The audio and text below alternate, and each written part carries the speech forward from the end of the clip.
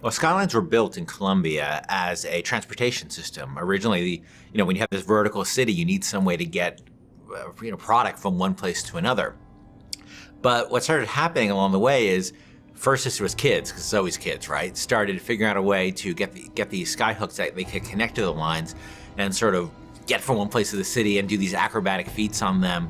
But as the situation in Colombia started devolving and the place got more violent and normal routes of transportation started getting disrupted, and people started using the Skylines to get around. The Vox Populi and the founders started using it in combat situations. And all of a sudden, the requirement for guys who knew their way around a skyline and who could fight effectively on the skylines became way more important.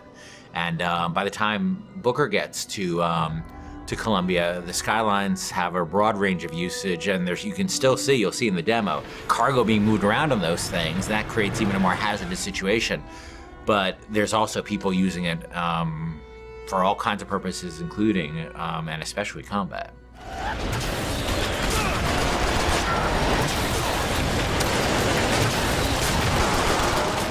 One of my big frustrations in working on BioShock 1 is we had the ocean, but it was really just a piece of art. We never really dealt with, what it was like to fight at the bottom of the ocean in any meaningful way.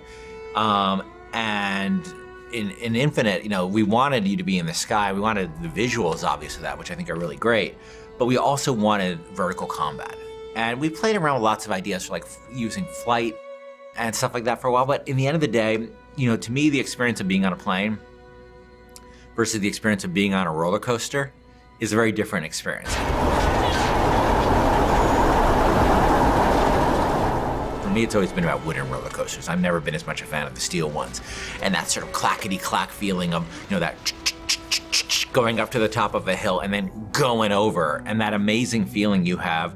And I really want to put that in a game. I want to get that feeling in a game. And then, of course, being a video game, I want to enhance that with combat. I want to be on one of those old wooden roller coasters that's stacked upon another wooden roller coaster in this city, and jumping from one to the other with weapons, with people shooting at me. I just wanted to get that feeling. And this isn't a monorail. This isn't a people mover. This is something that is incredibly vertical. It's incredibly open-ended. And that's what BioShock games are about. They're about giving the player a ton of tools and a ton of options and just letting them go to town. The Skyline! Follow me!